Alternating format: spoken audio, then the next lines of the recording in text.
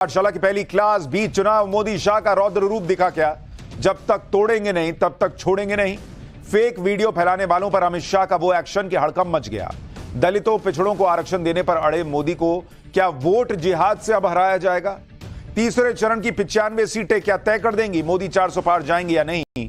और कर्नाटक के अश्लील वीडियो कांड में कौन सच बोल रहा है, कौन झूठ? सबसे पहले इसका चैप्टर।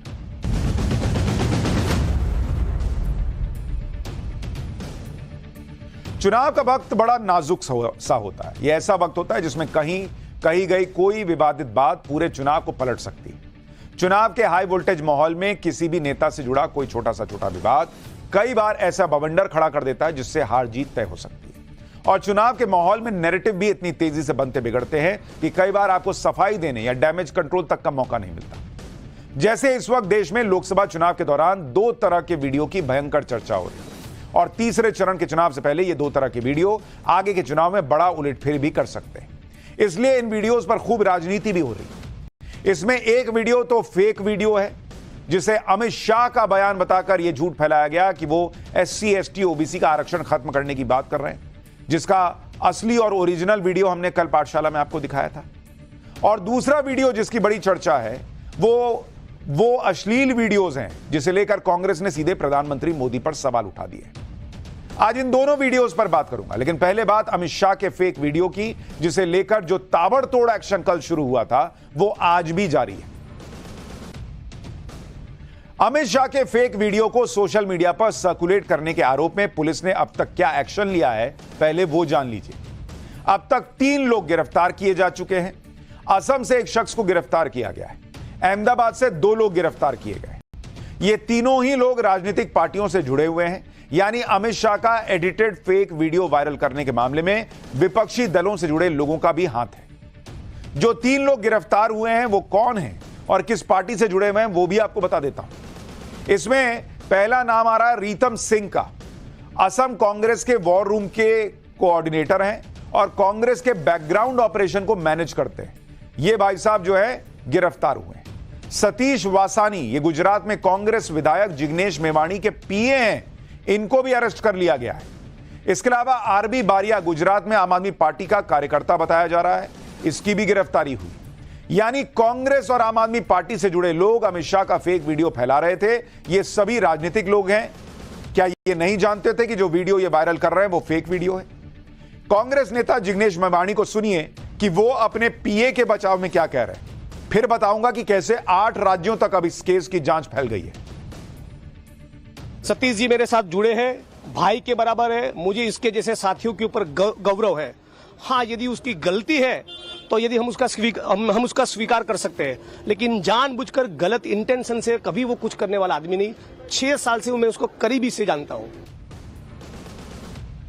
वीडियो फेक है ये बात उनको पता नहीं थी क्या? 6 साल से जानते हैं और उसके बाद आप ही क्लीन चिट देते रहे। हमने आपको कल ही बताया था कि इस मामले में तेलंगाना कांग्रेस के अध्यक्ष और मुख्यमंत्री रेवंत रेड्डी को भी नोटिस दिया गया है और पूछताछ के लिए बुलाया गया है। इस मामले में जांच का दायरा बढ़ता जा रहा है। यानी अमित शाह और नरेंद्र मोदी इस मामले को कतई हल्के में नहीं ले रहे और उनका ऐसा गुस्सा, ऐसी नाराजगी पहले शायद ही देखने को मिली हो।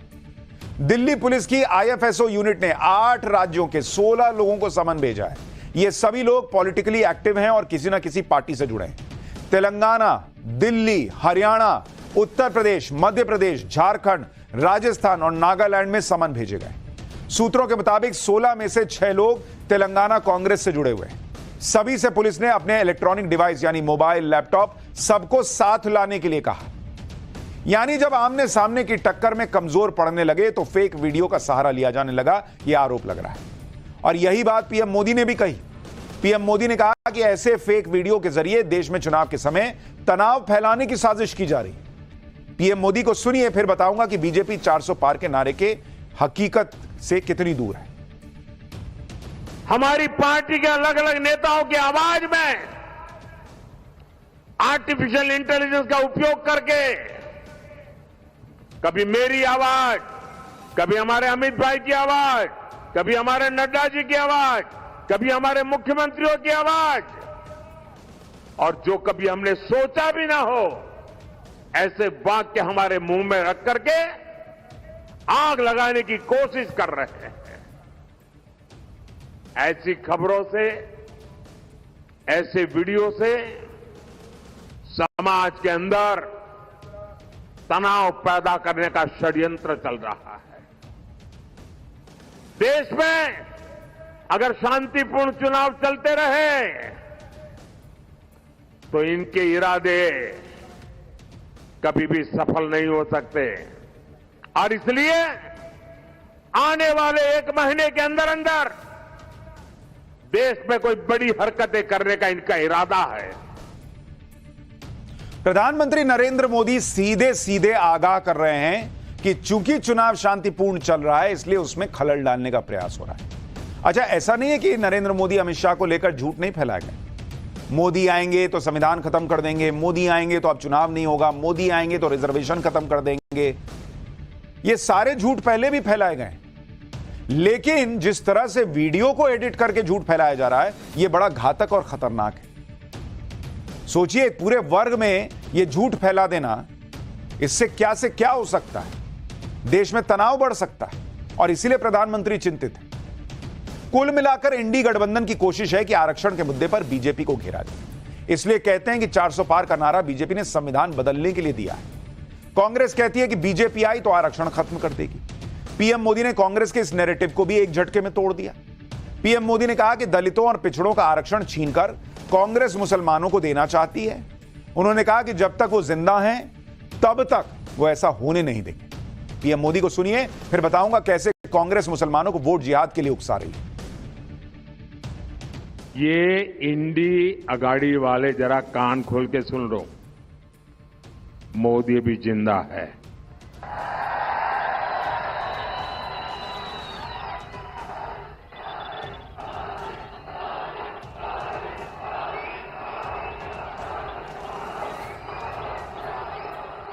ये कान खोल करके सुन लो साहजादे, ये जब तक मोदी जिंदा है धर्म के आधार पर आरक्षण नहीं होने देगा, ये देश नहीं होने देगा।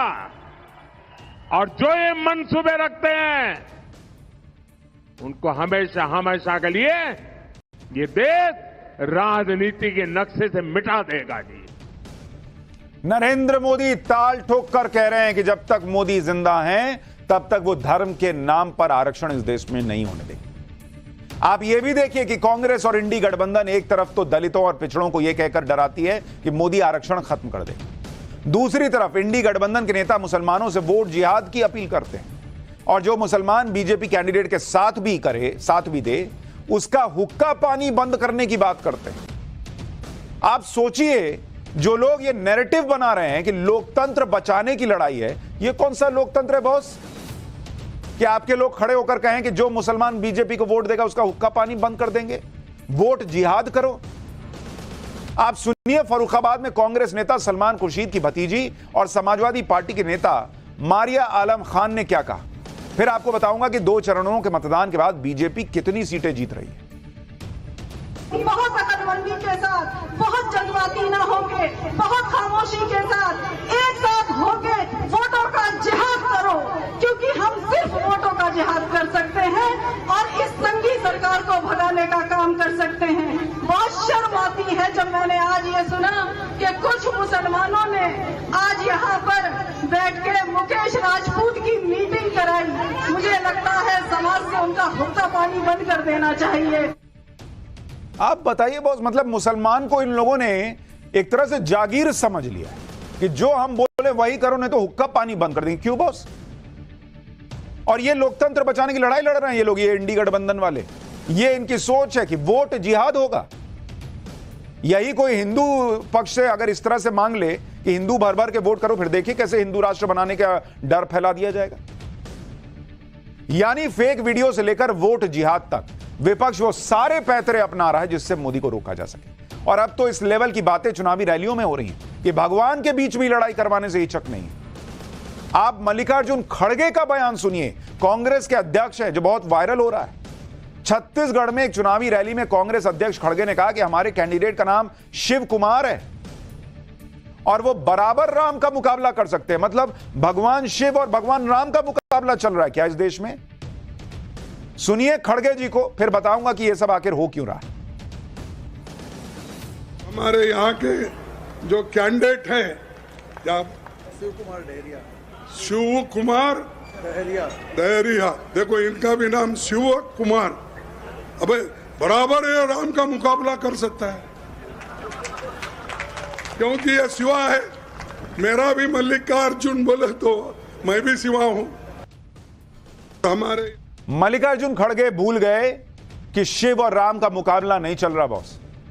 शिव और राम, इनको मानने वाले एक साथ रह सकें और उनके साथ अलग व्यवहार ना हो, इस देश के अंदर इसकी लड़ाई चल रही है कि किसी एक को विशेष सहूलियतें ना मिले। और कांग्रेस की हालत देखिए आप। कांग्रेस अध्यक्ष को जिस कैंडिडेट का प्रचार करने गए उसका नाम पता नहीं है। मंच पे पूछ रहे हैं कि हां तो वो अपना नाम बता रहा कि मेरा नाम ये है। ये तो इन लोगों का हाल है बॉस, अपने कैंडिडेट का नाम नहीं पता है, इस तरह की तैयारी से जाते हैं और कह रहे हैं कि हम नरेंद्र मोदी को हराएंगे। इस तरह की बातें हो या फिर बात फेक वीडियो की हो या फिर फेक नैरेटिव की, इंडी गठबंधन और कांग्रेस का इकलौता टारगेट यही है कि किसी भी तरह से पीएम मोदी को रोका जाए, चाहे इसके लिए किसी का भी सहारा लेना पड़े। क्योंकि लोकसभा चुनाव के 2 चरण पूरे हो चुके हैं और इन 2 चरणों में देश की 190 लोकसभा सीट पर मतदान हुआ और अब तीसरे चरण की बारी। 7 मई को तीसरे चरण का मतदान होगा, जिसके बाद यह क्लियर हो जाएगा कि बीजेपी 400 पार जा रही है या नहीं जा रही।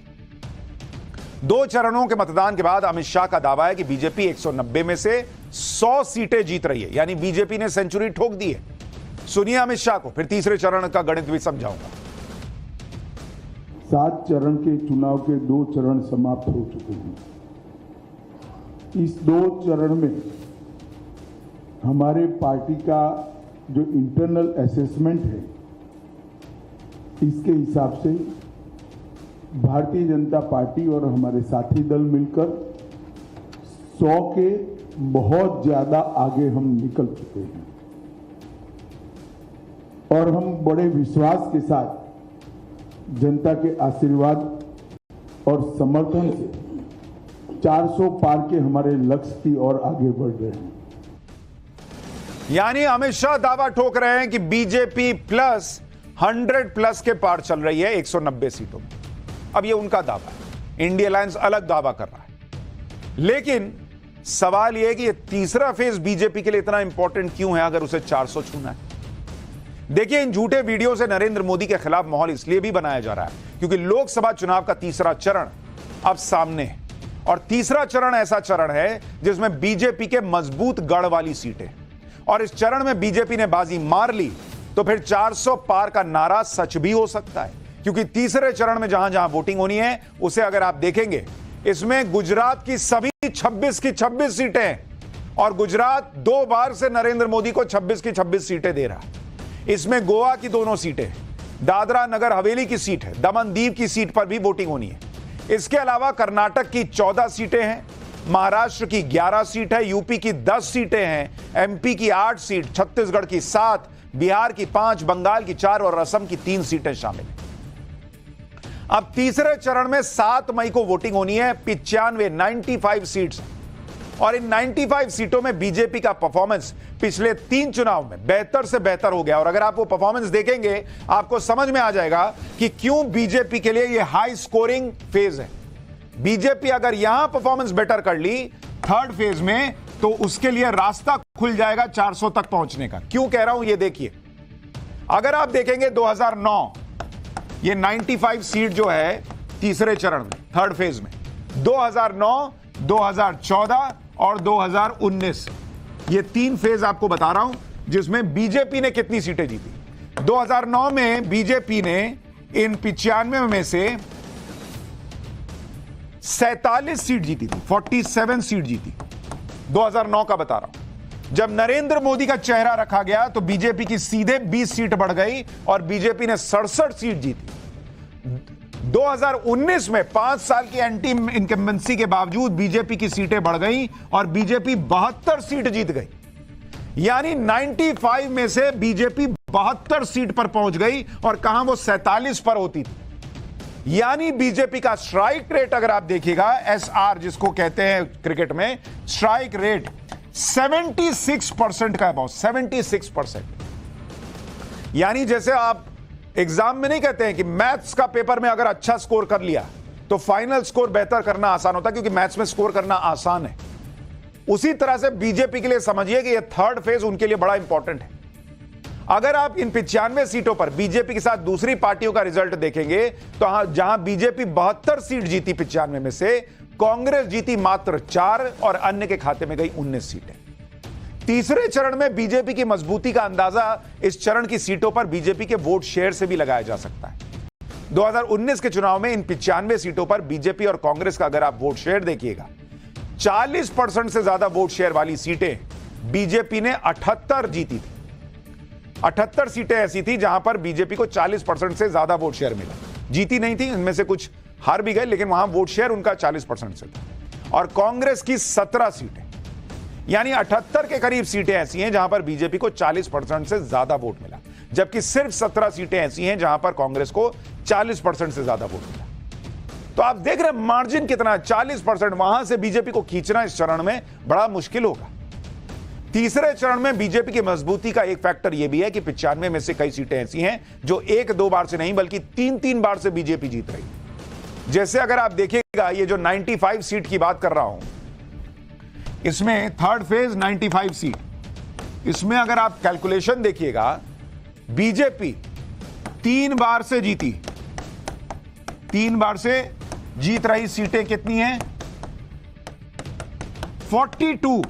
मतलब 95 में से 42 सीट तो ऐसी है जो बीजेपी 2009 में भी जीती, 14 में भी जीती और 19 में भी जीती। कांग्रेस की सिर्फ 1 सीट ऐसी है। तीसरे चरण में बीजेपी की ताकत का अनुमान आप इस बात से भी लगाइए कि कई सीटें ऐसी हैं जहां पर बीजेपी 40 से 50% वोट के मार्जिन से जीती थी और जीत का अंतर 4 से लेकर 4.5 लाख से लेकर 6 से लेकर 6.5 लाख वोट तक भी था। जैसे गुजरात की नवसारी सीट, यहां जीत का अंतर 6,90,000 का था और जीत का मार्जिन 53%। यहां CR पाटिल जीते थे जो गुजरात बीजेपी के अध्यक्ष थे। इसी तरह गुजरात की सूरत सीट, जीत का अंतर 5,48,000 था, जीत का मार्जिन 51%। विनर थी दर्शना जरदोश जो बीजेपी की थी। इस बार तो सूरत सीट पर वोटिंग ही नहीं होगी कि यहां बीजेपी का कैंडिडेट निर्विरोध चुना जा चुका है। गुजरात की ही वडोदरा सीट, यहां जीत का अंतर था 5,89,000 और विनर कैंडिडेट थी रंजनबेन भट्ट जो वडोदरा सीट पर 2014 में खुद नरेंद्र मोदी चुनाव जीते थे। बाद में उन्होंने ये सीट खाली कर दी थी। पिछली बार वडोदरा से सिटिंग सांसद ने इस बार चुनाव लड़ने से मना कर दिया, तो इस सीट पर नए कैंडिडेट को बीजेपी ने उतारा है। इसी तरह यूपी की फतेहपुर सीकरी की सीट है, यहां जीत का अंतर बीजेपी के लिए था 4,95,000। राजकुमार चाहर यहां से जीते थे। गुजरात की गांधीनगर की सीट 5,75,000 के मार्जिन से अमित शाह यहां पर जीते थे। इस बार अमित शाह ने गांधीनगर सीट पर अपनी जीत का अंतर 10 लाख वोट का रखा है, यानी टारगेट है कि 10 लाख वोट से अमित शाह गांधीनगर सीट जीतेंगे। मध्य प्रदेश की विदिशा सीट, जीत का अंतर 5 लाख, यहां विनर कैंडिडेट थे रमाकांत भार्गव। इस बार विदिशा सीट से मध्य प्रदेश के पूर्व मुख्यमंत्री शिवराज सिंह चौहान चुनाव लड़ रहे हैं। मतलब यह तीसरा फेज बीजेपी के लिए कितना स्ट्रांग है आप अंदाजा लगा सकते हैं, और इसीलिए शायद तीसरे चरण के पहले फेक नैरेटिव विपक्ष जो है वो फैलाने का प्रयास कर रहा है, क्योंकि उसको और कोई मुद्दा मिल नहीं रहा। इस चरण में कई सीटें ऐसी हैं जहां पर बहुत कांटे की टक्कर 2019 में थी और बहुत कम अंतर से भी हार जीत तय हुई। जैसे पश्चिम बंगाल की मालदा दक्षिण सीट, कांग्रेस के अबू हसीम खान यहां से जीते थे और जीत का अंतर मात्र 8,222 वोट था। दक्षिण गोवा की सीट, कांग्रेस के फ्रांसिस्को सरदिन्हा जीते थे, जीत का अंतर मात्र 9,755 वोट था। छत्तीसगढ़ की कोरबा सीट, कांग्रेस की ज्योत्सना महन जीती थी, जीत का अंतर था 26,249 वोट। यूपी की बदायूं सीट, बीजेपी की संगमित्रा मौर्य जीती थी, जीत का अंतर 18,454 वोट।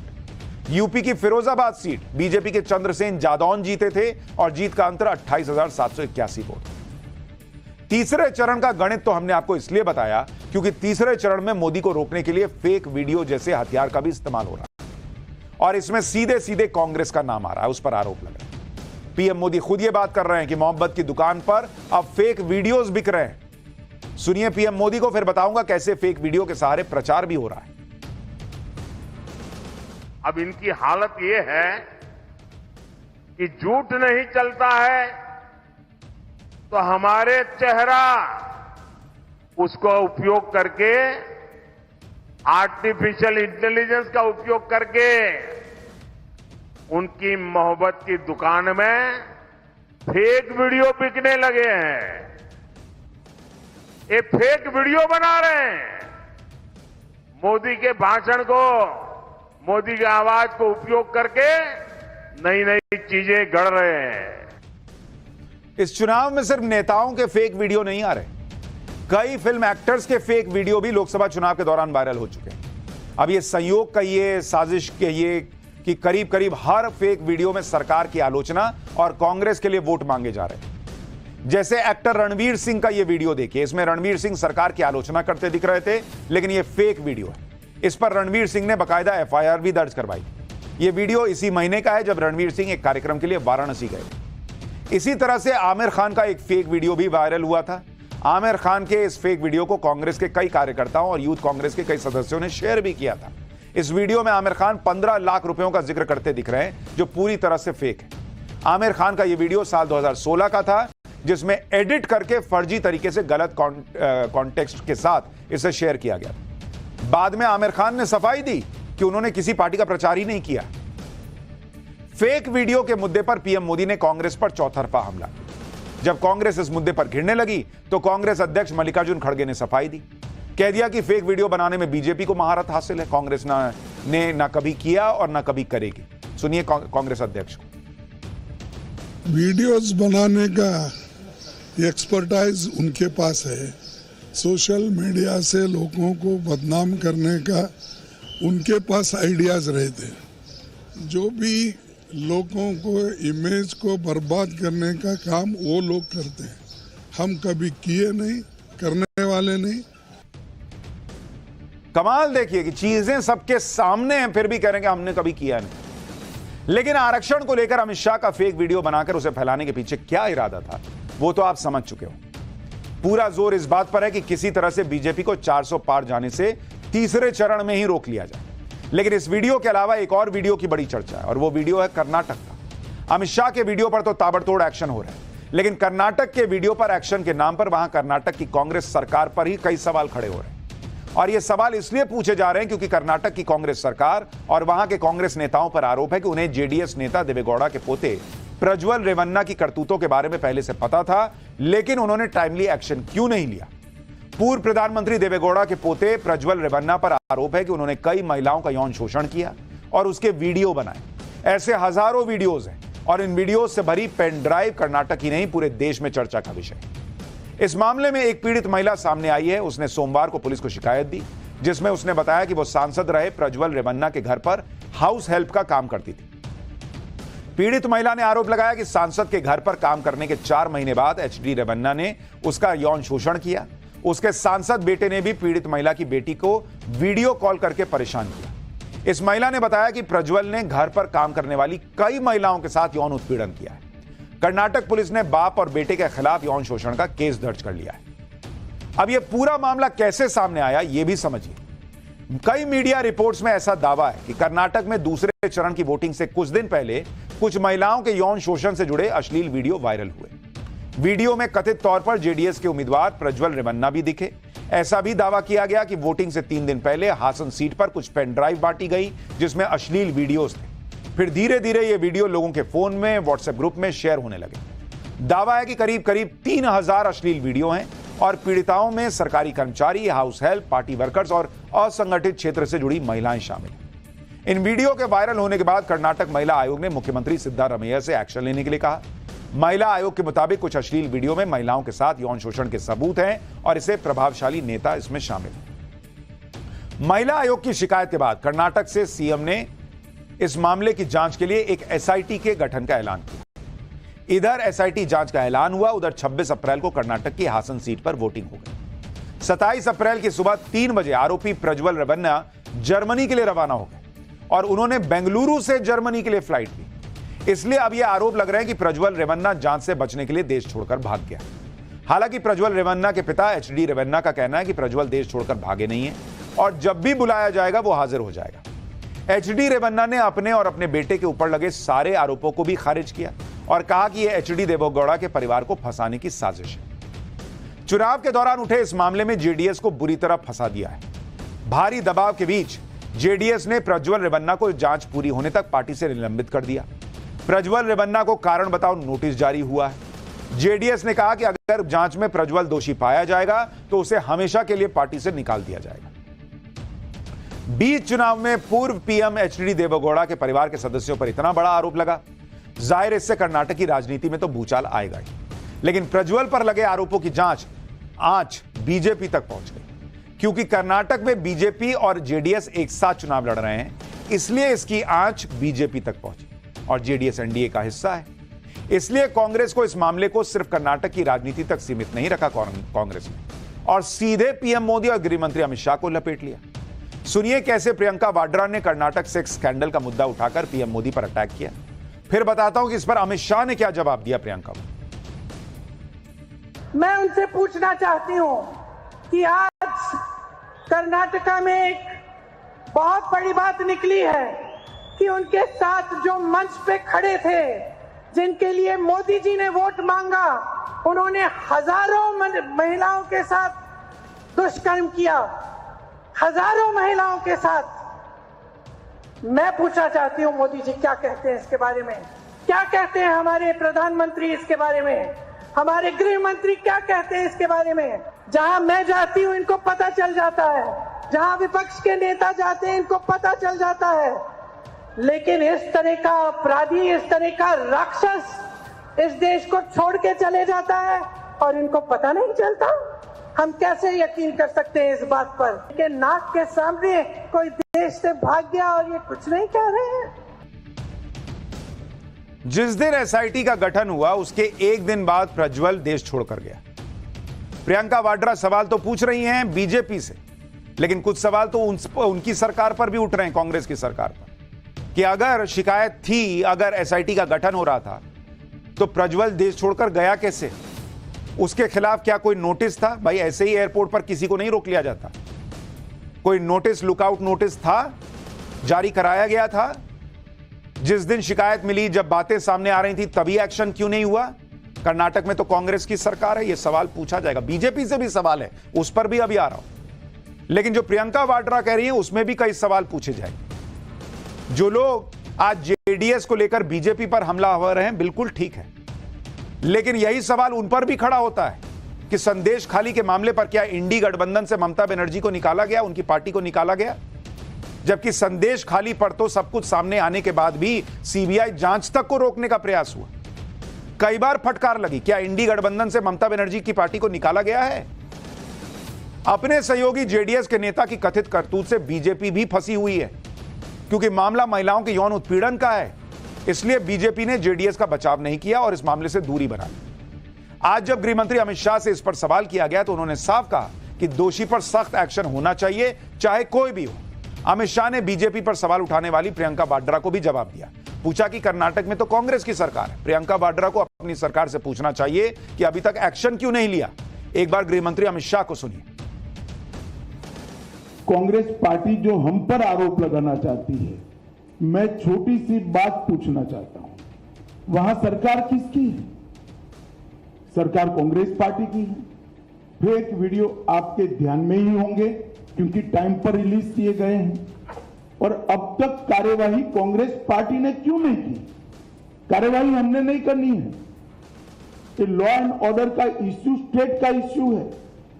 प्रियंका जी हमसे सवाल पूछ रही है, मैं प्रियंका जी को कहना चाहता हूं, नरेंद्र मोदी जी और मुझसे सवाल पूछने की जगह आपके मुख्यमंत्री, उप मुख्यमंत्री को सवाल करिए।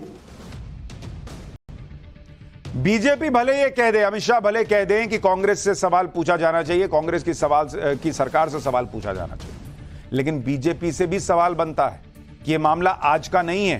क्या बीजेपी को पता नहीं था? उनके खुद के एक लोकल लीडर का दावा है कि उन्हें पता था। फिर यह गठबंधन क्यों हुआ? इस सवाल से बीजेपी नहीं बच सकती। दरअसल प्रज्वल रेवन्ना के परिवार का दावा है कि यह मामला 4 से 5 साल पुराना है और पिछले साल प्रज्वल ने इसे लेकर कोर्ट में कानूनी लड़ाई भी लड़ी थी।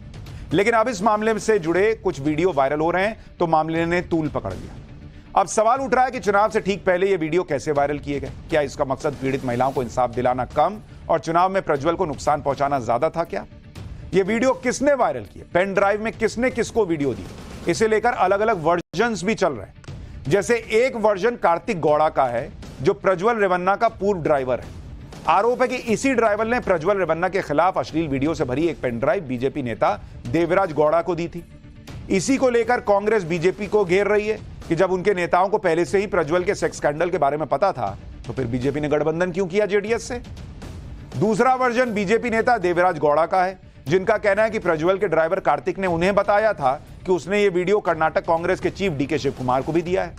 इसी को लेकर बीजेपी कांग्रेस पर आरोप लगा रही है कि डीके शिव कुमार के पास पहले से वीडियो मौजूद था, तो वो इतने महीनों तक चुप क्यों रहे और तब प्रज्वल पर एक्शन क्यों नहीं लिया?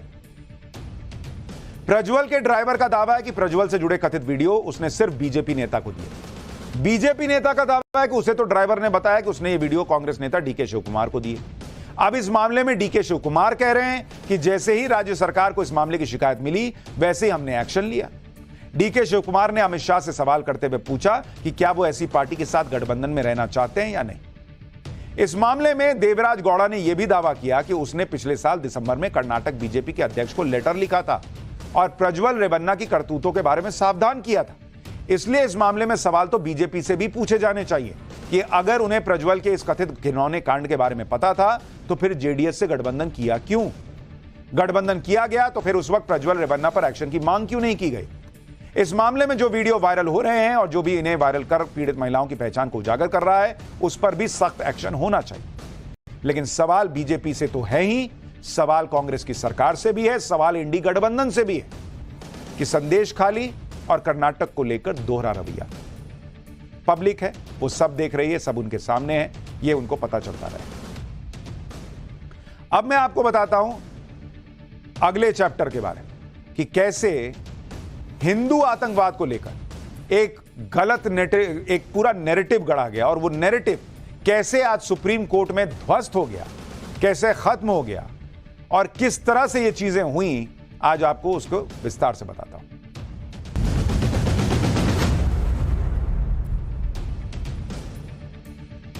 हिंदू आतंकवाद, यह शब्द आपने पहले कुछ बार जरूर सुना होगा और पिछली सरकार में सुना होगा। 2014 के बाद से तो थोड़ा मामला कम हो गया, लेकिन इस पूरे मामले को लेकर जो ये हिंदू आतंकवाद का नैरेटिव गढ़ा गया, वो आज सुप्रीम कोर्ट में किस तरह से एजेंडाधारियों का चेहरा उतरने वाली बात हुई, आज आपको इसके बारे में बताऊंगा।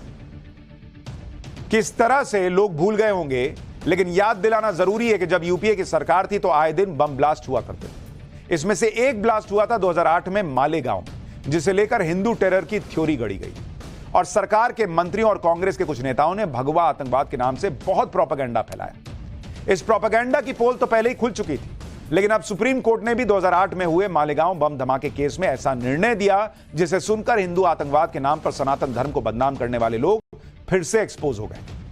आज सुप्रीम कोर्ट ने मालेगांव बम धमाके के एक आरोपी शरद समीर कुलकर्णी के खिलाफ चल रहे ट्रायल पर रोक लगा दी और आपको जानकर हैरानी होगी कि इस केस में शरद कुलकर्णी पर गलत तरीके से यूएपीए लगाने की बात सामने आई, लेकिन उस समय यूपीए के जमाने में आरोपियों के नाम को देखकर इसे हिंदू टेरर से जोड़ दिया गया।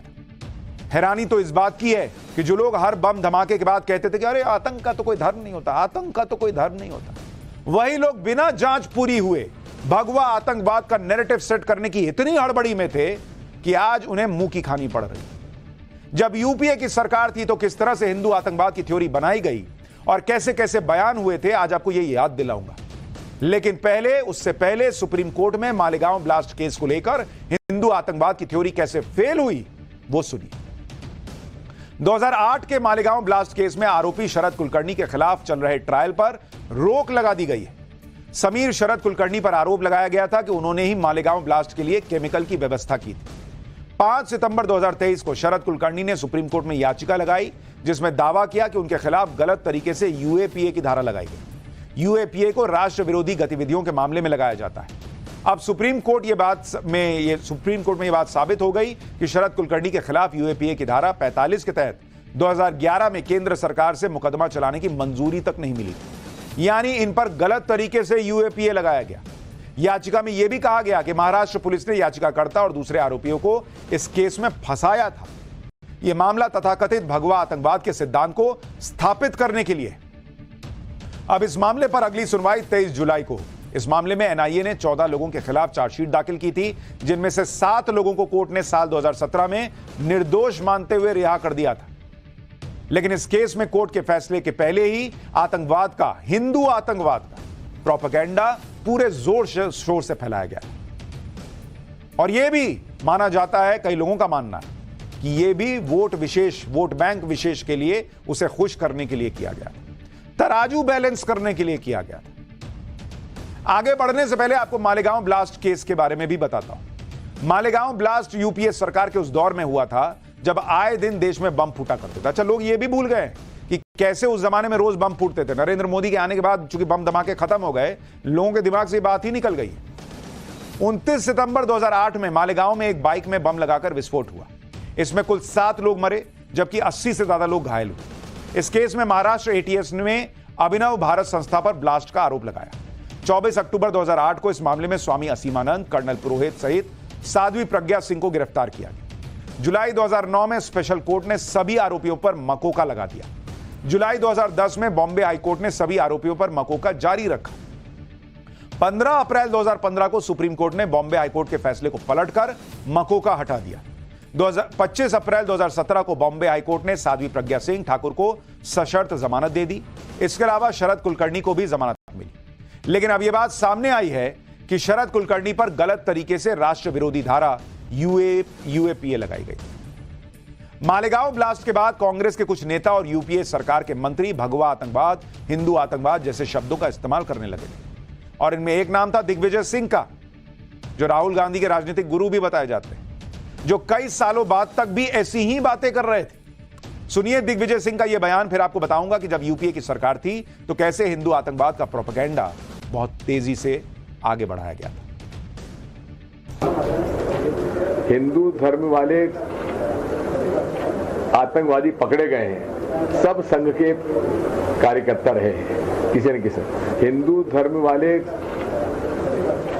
आतंकवादी पकड़े गए हैं, सब संघ के कार्यकर्ता रहे हैं किसी न किसी। अब आपको कोई बयान दिग्विजय सिंह का याद आता है कि इससे पहले जितने ब्लास्ट हुए उसको लेकर उन्होंने कहा हो कि मुस्लिम धर्म के आतंकवादी पकड़े गए? कभी कोई बयान आपको याद आता है क्या? तब हमेशा कहा जाता रहा कि आतंक का धर्म नहीं होता, लेकिन यहां विशेष तौर पर उनके मुंह से निकल रहा था कि हिंदू धर्म के आतंकवादी पकड़े गए। हालांकि बाद में दिग्विजय सिंह यह कहने लगे कि वो तो सिर्फ आरएसएस की बात कर रहे थे, हिंदू आतंकवाद कह ही नहीं रहे थे, जबकि वीडियो में सुनाई दे रहा है। यह बात किसी से छुपी नहीं है कि किस तरह से यूपीए के जमाने में बड़े बड़े मंत्री ऐसी बातें कह रहे हैं। 2010 में गृह मंत्री रहते हुए पी चिदंबरम ने कहा था कि भारत में युवकों और युवतियों को कट्टर बनाने के प्रयास बंद नहीं हुए। इसके अलावा पूर्व में हुए कई बम विस्फोटों से भगवा आतंकवाद का हाल में नया स्वरूप सामने आया है। पिछले 3 सालों में देश भर में हुए धमाकों में अभिनव भारत और सनातन संस्था जैसे संगठनों को शामिल किया गया है। इसी तरह से यूपीए के जमाने में गृह मंत्री रहे सुशील कुमार शिंदे भी ऐसी ही बातें बोलते थे। 2013 में सुशील कुमार शिंदे क्या कहा करते थे, सुनिए जरा। हमारे पास ये रिपोर्ट आ गई है इन्वेस्टिगेशन में, ये भारतीय जनता पार्टी हो या आरएसएस के हो, उनके जो ट्रेनिंग कैंप है वो हिंदू टेररिज्म बढ़ाने का काम देख रहे हैं। इस पर भी हमारी बड़ी कड़ी नजर है। समझौता एक्सप्रेस, मक्का मस्जिद विवाद, स्फोट, मालेगांव का स्फोट, इसमें अभी सब दिख पड़ रहा है, एक एक दिख पड़ रहा है कि वहां जाके बॉम्ब प्लांट करना, और ताकि ये माइनॉरिटी के लोगों ने किया है इस प्रकार का बताना, इसके लिए भी हमें बहुत सतर्क रहना। आप सोचिए किस तरह से हिंदू आतंकवाद, भगवा आतंकवाद, हिंदू आतंकवादी, ऐसे शब्दों को बड़े बड़े नेता बोल रहे थे। कांग्रेस नेताओं के हिंदू आतंकवाद नैरेटिव पर आज पीएम मोदी ने भी जोरदार हमला किया। पीएम मोदी ने याद दिलाया कि कैसे कांग्रेस ने भगवा आतंकवाद के लिए षड्यंत्र रचा था। सुनिए प्रधानमंत्री को। कांग्रेस और इंडिया गाड़ी के ये तुष्टीकरण के कारण आतंकवाद से देश में हाहाकार मचने लगा तो कांग्रेस ने एक और गहरी साजिश रची थी। पुणे की ये धरती इसकी साक्षी है। कांग्रेस ने सारा दोष निर्दोष हिंदुओं पर मरने के लिए भगवा आतंकवाद की थ्योरी गढ़ दी थी। इन लोगों ने निर्दोष हिंदुओं को जेल में डालकर प्रताड़ित किया था। कांग्रेस ने तो 26/11 मुंबई हमले का लांछन भी पवित्र भगवा पर लगाने की तैयारी कर रखी। कांग्रेस वाले तो भगवा को आतंकी कहने वाली किताबें तक छाप करके बैठे थे। जो लोग इतनी हड़बड़ी में थे कि मामला कोर्ट में साबित हो, सजा का ऐलान हो, उसके पहले ही हिंदू आतंकवाद, भगवा आतंकवाद इसको स्टैब्लिश कर दें, वही लोग दूसरी तरफ क्या कर रहे हैं। आपको दिग्विजय सिंह का एक और बयान सुनाता हूं। वो किस तरह भारत से फरार मोस्ट वांटेड जाकिर नाइक के लिए तारीफों के पुल बांधा करते थे। जाकिर नाइक पर आतंकवाद को बढ़ावा देने के गंभीर आरोप हैं। वो 2017 से भारत से भागकर मलेशिया चला गया, लेकिन दिग्विजय सिंह के उसके लिए किस तरह के शब्द निकलते थे, देखिए जरा। अस्सलाम वालेकुम। डॉक्टर जाकिर साहब का मैंने बहुत नाम सुना था, मिलने का मौका भी मिला और मुझे इस बात की खुशी है कि वे शांति का संदेश पूरे विश्व में फैला रहे हैं। डॉक्टर जाकिर साहब ने तो सारे धर्म की किताबें पढ़ चुके हैं। आज आवश्यकता डॉक्टर साहब ये है कि आपका ये शांति का संदेश इस पूरे मुल्क में पहुंचना चाहिए। इस मुल्क में पहुंच के कोने कोने तक जाना चाहिए। यही वो मोहब्बत है जिसका जिक्र प्रधानमंत्री नरेंद्र मोदी करते हैं कि एक वोट विशेष के लिए, वोट बैंक विशेष के लिए जाकिर नाइक जैसा आदमी भी जो है वो शांति का दूत दिखने लगता है। और हिंदू आतंकवाद, सनातन माफ कीजिएगा, भगवा आतंकवाद, ऐसे शब्द इस्तेमाल किए जाने लगे। इस देश में हिंदू संगठनों को आतंकवाद से जोड़ने की साजिश कई बार हुई। जैसे 1980 में यूपी के मुरादाबाद में भीषण दंगा हुआ था। इस दंगे का आरोप भी हिंदू संगठनों पर लगाया गया था। इस दंगे से जुड़ी जांच रिपोर्ट को 40 साल तक दबाकर रखा गया। 14 बार सार्वजनिक होने से रोका गया। अगस्त 2023 में योगी सरकार ने जांच की रिपोर्ट विधानसभा में सार्वजनिक की और तब जाकर दुनिया को सच पता चला। उस रिपोर्ट में लिखा था कि ईदगाह और अन्य स्थानों पर गड़बड़ी पैदा करने के लिए कोई भी अधिकारी, कर्मचारी और हिंदू उत्तरदायी नहीं था और दंगा मुस्लिम लीग के 2 नेताओं की वजह से हुआ। ऐसे ही 1984 में सिख दंगा हुआ था। इसे लेकर साल 1999 में पूर्व प्रधानमंत्री मनमोहन सिंह ने कहा था कि सिख विरोधी दंगों के लिए संघ के लोग जिम्मेदार थे। गुजरात दंगों को लेकर कहा गया कि ट्रेन में आग और उसके बाद भड़के दंगे के लिए मोदी सरकार जिम्मेदार थी, लेकिन जांच में इसके कोई सबूत नहीं। लेकिन प्रयास चल रहा था, प्रयास हो रहा था। पाठशाला में अब अगली क्लास। ममता के गढ़ बंगाल में घुसकर सीएम योगी ने दंगाइयों को क्या चेतावनी दी? राहुल प्रियंका हिम्मत नहीं जुटा पा रहे क्या अमेठी रायबरेली से लड़ने के लिए चुनाव?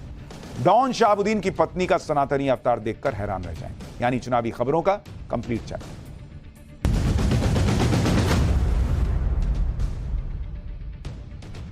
यूपी के मुख्यमंत्री योगी आदित्यनाथ ने बंगाल में तहलका मचा रखा है। पूरे बंगाल में योगी की चर्चा चल रही है। टीएमसी वाले योगी की बंगाल में एंट्री से इतना चिढ़े हैं जैसे अब उनके सबसे बड़े सियासी दुश्मन योगी आदित्यनाथ। टीएमसी वाले अब तक नरेंद्र मोदी और अमित शाह से ही पार नहीं पा रहे थे। अब योगी आदित्यनाथ भी बंगाल में अपने बयानों से विरोधियों को धुआं कर रहे हैं। टीएमसी की मुसीबत और बढ़ गई। ममता बनर्जी के गढ़ में जाकर योगी किस तरह की बातें कर रहे हैं कि टीएमसी बहुत भड़की हुई है, वो आप खुद सुन लीजिए। फिर आपको बताऊंगा कि अभी तो ममता बनर्जी के लिए योगी वाली सियासी मुसीबत कैसे और बढ़ने वाली है। आखिर बंगाल में रामनवमी के अवसर पर और बैसाखी के अवसर पर दंगे क्यों हुए? मैं बंगाल की सरकार से पूछना चाहता हूं। मैं यही पूछना चाहता हूं। और इन दंगाइयों के खिलाफ यहां की सरकार ने कार्रवाई क्यों नहीं की?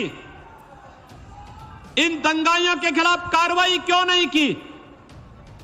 बहन और भाइयों, अगर ये दंगाई उत्तर प्रदेश में इस प्रकार से अत्याचार करते, अब तक मैं इनको लटका करके, उल्टा लटका करके ठीक कर देता। और वह हाल इनके कर देते कि इनकी 7 पीढ़ियां भूल जाती कि दंगा कैसे होता है। 7 पीढ़ियां भूल जाती। यही वजह है कि योगी आदित्यनाथ की ऐसी डिमांड है कि यूपी में तो वो एक दिन में 3-3 रैली कर ही रहे हैं। यूपी से बाहर भी सीएम योगी की भयंकर डिमांड चल रही है। आज बंगाल में भी योगी आदित्यनाथ ने एक दिन में 3-3 चुनावी रैलियां की। सबसे पहले सीएम योगी बहरामपुर पहुंचे, इसके बाद सीएम योगी ने बीरभूम में चुनावी रैली और फिर आखिर में सीएम योगी आसनसोल पहुंचे। बंगाल की हर रैली में योगी आदित्यनाथ ने ममता सरकार की जमकर क्लास लगाई। बहरामपुर की रैली में सीएम योगी ने कहा कि जिस बंगाल ने पूरे देश को दुर्गा पूजा का संदेश दिया, उसी बंगाल में संदेश खाली जैसी घटनाएं कैसे हो रही। सुनिए योगी को, फिर बताऊंगा कि टीएमसी कैसे योगी पर भड़की हुई। जिस बंगाल ने भारत को सिखाया था कि गर्व से कहो हम हिंदू हैं, उस बंगाल में आज हिंदू परंपरा और संस्कृति को रौंदने का प्रयास सत्ता के संरक्षण में कैसे हो रहा है, यह देख करके अंतःकरण हमारा अत्यंत गर्वित होता है।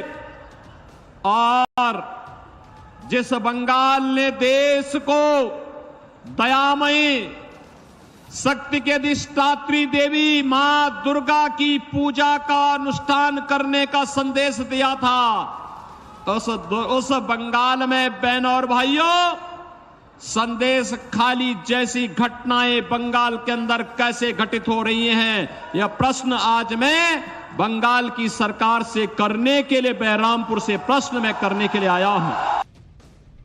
ममता बनर्जी की पार्टी को सीएम योगी की ये बातें बहुत चुभ रही। सीएम योगी की बंगाल में रैलियों के बीच टीएमसी योगी मॉडल पर सवाल उठाने लगे, लेकिन योगी बंगाल की अपनी रैलियों में ममता बनर्जी की पार्टी से संदेश खाली से लेकर बंगाल में डेमोग्राफिक चेंज पर तीखे सवाल पूछ रहे हैं।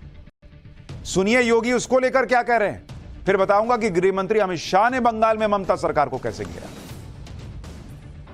और क्या यह सच नहीं कि जिन कारणों से 1947 में भारत का विभाजन हुआ था, वही परिस्थिति आज कांग्रेस, तृणमूल कांग्रेस और कांग्रेस का इंडी गठबंधन फिर से देश के अंदर पैदा करना चाहता है, बंगाल के अंदर पैदा करना चाहता है। ये जनसांख्यिकी असंतुलन, डेमोग्राफी को चेंज करने का जो कुत्सित प्रयास हो रहा है, मुझे देखकर आश्चर्य होता है। बीरभूमि पार्लियामेंट्री कॉन्स्टिट्यूंसी में 3 असेंबली कॉन्स्टिट्यूंसी आती हैं, जिसकी डेमोग्राफी पूरी तरह चेंज हो चुकी है। उधर अमित शाह भी आज बंगाल में थे। योगी कम नहीं पड़ रहे थे, अमित शाह भी पहुंचे हुए थे। अमित शाह ने आज बंगाल के पूर्व बर्धमान में चुनावी रैली की। अमित शाह ने कहा कि बंगाल में बीजेपी को 30 सीटें मिल गई तो गुंडों को उल्टा लटकाकर सीधा कर दिया जाए। सुनिए अमित शाह को, फिर आपको बताऊंगा योगी शाह तो ममता के गढ़ में जाकर ललकार रहे हैं, लेकिन राहुल गांधी और प्रियंका वाड्रा क्यों अपने ही गढ़ में जाने से हिचक रहे हैं। नरेंद्र मोदी जी ने 10 लाख करोड़ रुपया दीदी को बंगाल के विकास के लिए भेजा है। आपके गांव में कुछ आया है क्या? जरा जोर से बोलो, आया है भाई? आया है? कहां गया? कौन खा गया? ये तृणमूल के गुंडे मोदी जी के 10 लाख करोड़ रुपया भेजा हुआ खा गए हैं। बंगाल में परिवर्तन कर दो, 30 सीट जिता दो। हम ये पैसा जो आपका खा गए हैं उनको उल्टा लटका कर सीधा करने का काम ये भारतीय जनता। अमित शाह और योगी तो बंगाल में जाकर दहाड़ रहे हैं, लेकिन राहुल गांधी और प्रियंका वाड्रा क्या अपने गढ़ में जाकर चुनाव लड़ेंगे? इसके बारे में आपको आगे बताऊंगा, लेकिन इससे पहले कांग्रेस की नई लिस्ट पर एक बड़ी खबर आ गई है। गुरुग्राम से कांग्रेस ने राज बब्बर को कैंडिडेट बनाया है। कांग्रेस के उम्मीदवारों की नई लिस्ट आई है, जिसमें राज बब्बर को गुरुग्राम, जिसे लोग गुड़गांव भी कहते हैं, गुरुग्राम से टिकट दिया गया है। हिमाचल प्रदेश के कांगड़ा से आनंद शर्मा चुनाव लड़ेंगे। हिमाचल प्रदेश के हमीरपुर से सतपाल रायजादा को टिकट मिला है, जबकि मुंबई नॉर्थ से पीयूष गोयल के सामने भूषण पाटिल कांग्रेस के कैंडिडेट उतारे गए हैं। यानी 4 सीटों का ऐलान हुआ है, लेकिन इन 4 सीटों में भी ना अमेठी का नाम है ना रायबरेली का नाम है। कांग्रेस की इस लिस्ट में भी राहुल गांधी और प्रियंका वाड्रा का नाम नहीं है, जबकि कई दिनों से कहा जा रहा है कि 1-2 दिन में राहुल गांधी और प्रियंका वाड्रा का नाम आ जाएगा, अमेठी और रायबरेली के कैंडिडेट का ऐलान हो जाएगा। लेकिन जिस तरह से इन दोनों के अमेठी रायबरेली से चुनाव लड़ने न लड़ने का असमंजस चल रहा है, वो बड़े सवाल खड़े करता है। क्योंकि पहले अटकलें लगने लगी थी कि वायनाड में वोटिंग के बाद राहुल गांधी अमेठी से चुनाव लड़ने का ऐलान कर देंगे और रायबरेली से प्रियंका वाड्रा को कैंडिडेट बनाया जाएगा। दावा तक तो यह तक कर दिया गया था कि नॉमिनेशन से पहले राहुल और प्रियंका अयोध्या में रामलला के दर्शन करेंगे। अब अटकलें हैं कि राहुल और प्रियंका दोनों ही अमेठी और रायबरेली से चुनाव नहीं लड़ सकते हैं, ऐसा भी हो सकता है। दोनों पूरे देश में कांग्रेस के लिए कैंपेन करना चाहते हैं, ऐसी कुछ खबरें भी चल रही हैं। यानी कंफ्यूजन खत्म नहीं हो रहा और सवाल उठ रहा है कि जो लोग कह रहे हैं कि मोदी 150 सीट नहीं जीतेंगे, जो लोग 2 चरण के चुनाव के बाद कह रहे हैं कि मोदी तो गए हो, वो अपने ही गढ़ में क्यों नहीं आए हो? राहुल प्रियंका क्यों नहीं अमेठी रायबरेली से लड़ पा रहे अगर वो इतने कॉन्फिडेंट हैं कि भाई नरेंद्र मोदी तो हार रहे हैं? अब तक तो नाम का ऐलान कर देते, अब लास्ट मिनट पे करने की जरूरत क्यों पड़ रही है? यह कंफ्यूजन तब से चल रहा है जब अमेठी और रायबरेली में नॉमिनेशन की आखिरी तारीख बस 3 मई है और 20 मई को वोटिंग होनी है। यानी नामांकन को अब सिर्फ 3 दिन बचे हैं और कभी कहा जाता है कि राहुल गांधी और प्रियंका दोनों चुनाव लड़ेंगे, कभी कहा जाता है कि दोनों नहीं लड़ेंगे, कभी कहा जाता है कि राहुल लड़ेंगे प्रियंका नहीं लड़ेंगी, कभी कहा जाता है प्रियंका लड़ेंगी राहुल नहीं लड़ेंगे। भैया इनका कंफ्यूजन ही खत्म नहीं हो रहा।